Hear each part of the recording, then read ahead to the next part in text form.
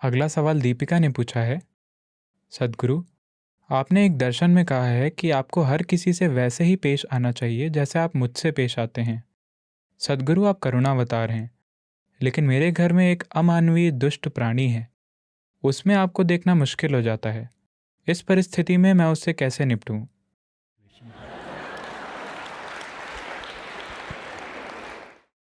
शादी के कितने सालों में यह विकास होता है, या ये एक पतन है? मुझे यकीन है कि एक समय में वो एक शानदार, रोमांटिक, बढ़िया आदमी थे। मैं नहीं जानता कि शादी के कितने सालों में वो एक दुष्ट जीव बन जाते हैं।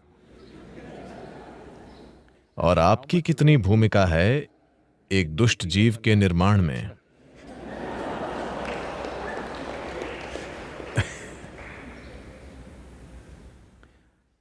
देखिए, खासकर अगर वो एक दुष्ट जीव हैं, अगर ऐसा है तो ये आपका नजरिया है।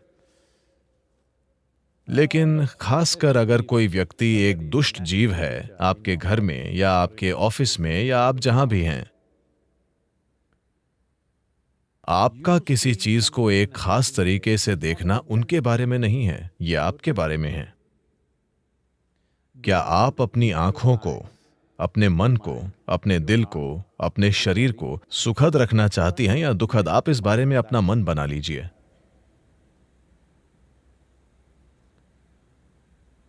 अब अगर आप उन्हें देखती हैं, मैंने कहा कि उस दुष्ट जीव को भी आप कृपया ऐसे देखें जैसे कि वो मैं हूं। मैं आपसे ये नहीं कह रहा हूं कि आपको उसकी शिक्षाओं को सुनना है या उससे नए अभ्यास सीखने हैं। नहीं, मैं कह रहा हूं कि अगर आपने मुझे देखा है आदर, भक्ति, प्रेम, स्नेह के भाव के साथ, जो भी आपकी भावना है, अगर आपके पास वो है तो कृपया हर चीज को उसी से देखिए। क्योंकि मैं बस ये कह रहा हूं कि आपके पास एक शरीर है, आपके पास एक मन है, आपके पास भावना है, ऊर्जा है।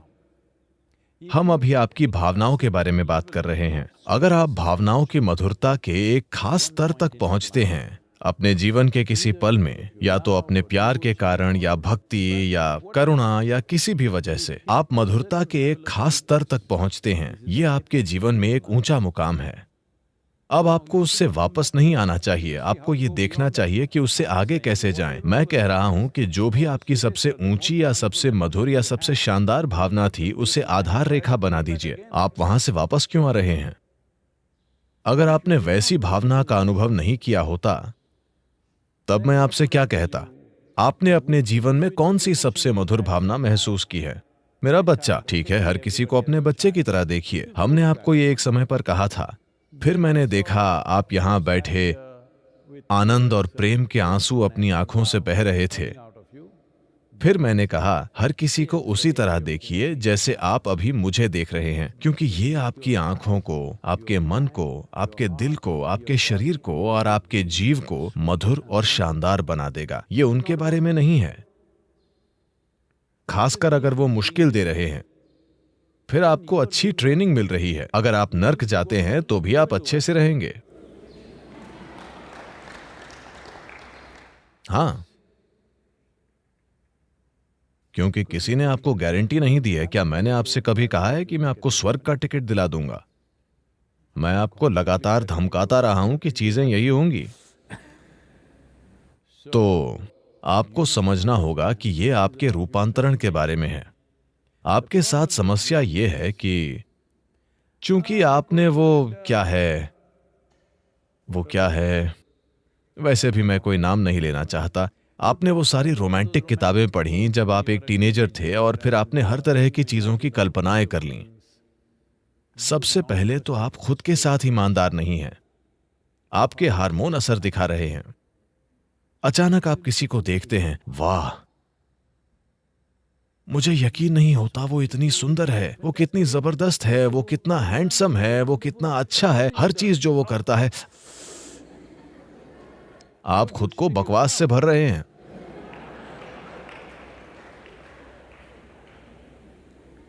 नहीं नहीं, वे चाहे जो भी करें, आप खुद को सुंदर बनाइए। अब अगर वे दुष्टता भरी चीजें कर रहे हैं, आप फिर भी शानदार हैं। ये बात अलग है। आप जानते हैं कि वे दुष्टता भरी चीजें कर रहे हैं और आप तब भी शानदार हैं। ये असाधारण है। वे दुष्टता भरी चीजें कर रहे हैं लेकिन आप सोचते हैं कि वे सुंदर चीजें कर रहे हैं। ये मूर्खतापूर्ण बकवास है। मैं आपको बताता हूं, कोई व्यक्ति जो भारतीय सेना में काम करता था, उसने मुझे ये बात बताई क्योंकि हम उसी तरह की परिस्थिति में थे कहीं और। तो उस समय वो ये बात बता रहे थे। वे पूर्वोत्तर इलाकों में ड्यूटी पर थे जहां हाथियों की काफी आबादी है। तो वो एक बटालियन के लीडर हैं। वो मेरे ख्याल से 18-20 लोगों के समूह का नेतृत्व कर रहे हैं। वे जंगल से होकर जा रहे हैं और उन्होंने एक बहुत बड़े हाथी को देखा। हर कोई पीछे हट गया। उन सभी के पास हथियार हैं, ठीक है, शक्तिशाली हथियार। ये घुसपैठ रोकने वाला दल है। इसका मतलब वे पूरी तरह से हथियारों से लैस हैं। वो हाथी को 100 मीटर, 200 मीटर की दूरी से मार गिरा सकते हैं, वो जहां से भी चाहें। लेकिन वे सब पीछे हट गए क्योंकि वे वहां उस मकसद से नहीं हैं। लेकिन वो मुझे ये इसीलिए बता रहा था क्योंकि इस तरह की एक परिस्थिति एक दक्षिण भारतीय व्यक्ति के साथ हुई। तो अचानक उस ग्रुप में एक तमिल आदमी था जो सार्जेंट यानी एक हवलदार था। उसने अपने हथियार नीचे रख दिए और कहा, गणपति आ गए हैं, गणेश गणेश। और वो एक मंत्र का पाठ करने लगा। वो किसी गणपति मंत्र को जानता था। वो जाप करने लगा। वो सामने दौड़कर हाथी के पास चला गया, बस 50 फुट दूर, और घुटनों के बल बैठ गया और जोर जोर से मंत्र का पाठ करने लगा। हाथी ने उसे देखा। ये कौन बेवकूफ है जो उसे हर तरह के नामों से पुकार रहा है जो उसे अच्छे नहीं लगते। और ये लोग देख रहे हैं किस तरह का चमत्कार हो रहा है। हाथी बस वहां खड़ा है और ये आदमी अपने घुटनों के बल बैठा मंत्र का पाठ कर रहा है। हाथी बहुत तेजी से आगे बढ़ा और 2 सेकंड के भीतर या शायद 5 सेकंड में वो उस आदमी के ऊपर था। उसने उसे कुचल दिया, पीछे घुमा और चला गया। ये लोग भौचक्के रह गए और वे उसे बस कुचले जाते देखते रह गए। फिर कुछ लोगों ने हथियार निकाल लिए। जिस आदमी को मैं जानता था, जो इस टोली का इंचार्ज था, उसने उनको शांत किया क्योंकि वो पहले ही मर चुका था। एक पल में वो आदमी मर गया था। मैं आपसे ये इसीलिए कह रहा हूं कि हाथी आपके साथ, जंगली हाथी आपके साथ अच्छी चीजें नहीं करेगा बस इसलिए क्योंकि आप उसे भगवान कहते हैं, आप उसे गणपति कहते हैं और उसकी पूजा करने की कोशिश करते हैं। वो नहीं करेगा। वो वही करेगा जो उसे करना है। इसी तरह आपके घर में जो प्राणी है,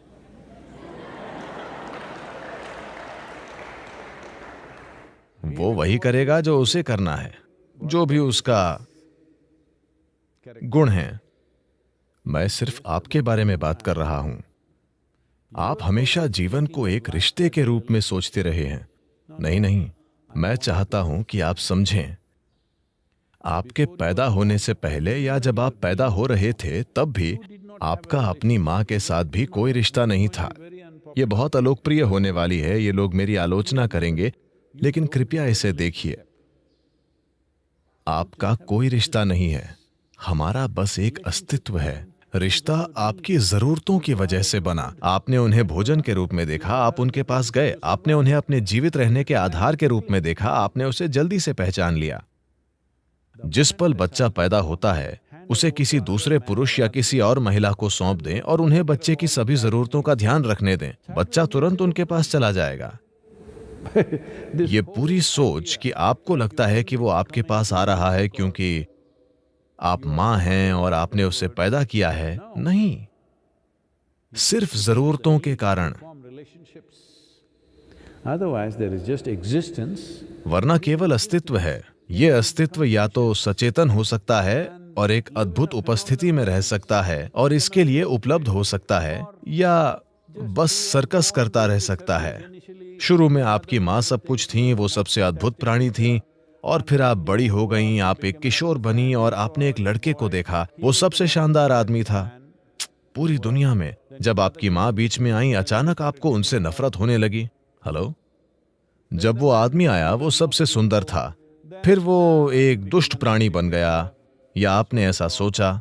अब आप सोचती हैं कि वो सबसे बुरा इंसान है। ये चलता रहता है। मैं चाहता हूं कि आप समझें कि सुंदरता और बुराई दोनों आप बना रहे हैं। मैं आपसे ये बनाने के लिए, मैं आपसे ये सोचने के लिए नहीं कह रहा हूं कि ये व्यक्ति जो कुछ भी कर रहा है वो शानदार है। ये जीवित होने का एक मूर्खतापूर्ण तरीका है। ये सिर्फ इतना है कि अगर आप सब कुछ देखते हैं तो आपके पास जो भी चरम अनुभव है उसे आधार बनाएं। This is growth. यही विकास है। आपने सांप और सीढ़ी का खेल खेला है? Swing, swing. आपने वो खेल खेला है, सांप और सीढ़ी का खेल? जब आप इस खेल को खेलते हैं तो आपका इरादा एक बार सीढ़ी चढ़ने के बाद वापस आने का नहीं होता। आप एक सांप को नहीं छूना चाहते हैं, आप एक और सीढ़ी खोजना चाहते हैं, एक और सीढ़ी ऊपर जाना। ये जीवन की एक सहज अभिव्यक्ति है। तो एक बार जब आप अपने भीतर मिठास का एक निश्चित स्तर जान लेते हैं तो इसे नीचे मत लाइए। यही आधार होना चाहिए। अगला स्तर बेहतर और बेहतर होना चाहिए। इसीलिए जब मैंने कहा अभी आप यहां पर परमानंद के आंसुओं और मेरे साथ ऐसे प्यार से बैठे हैं, Then I said, let this be the basis. फिर मैंने कहा ये आधार होना चाहिए, इससे नीचे मत जाइए। हर चीज को इस रूप में देखें, कम से कम इतना तो होने दें। अगर ये लगातार हो रहा है, बार बार हो रहा है, तो निश्चित रूप से आप एक और सीढ़ी ले लेंगे। बस थोड़ा सा समय लगेगा। नीचे मत आइए, मैंने बस यही कहा है। और कृपया उसका एक बुरे प्राणी के रूप में वर्णन न करें। बेचारा आदमी।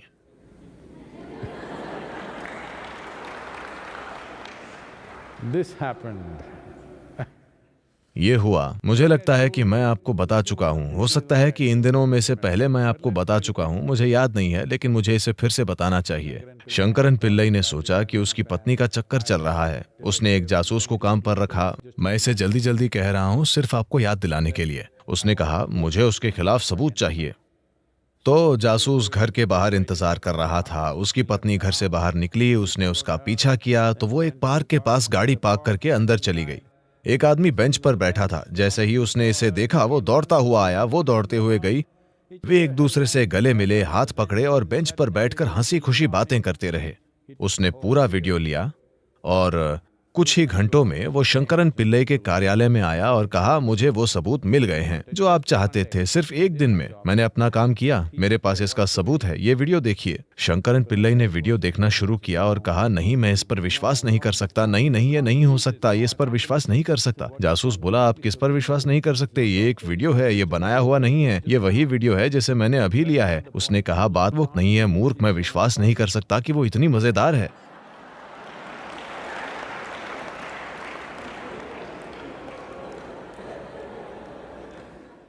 इसलिए After 15 days is over, 15 दिनों के बाद जब आदमी कहीं दूर चला जाता है तो आप देखेंगे कि वो कितना मजेदार था। खुद के साथ ऐसा मत कीजिए।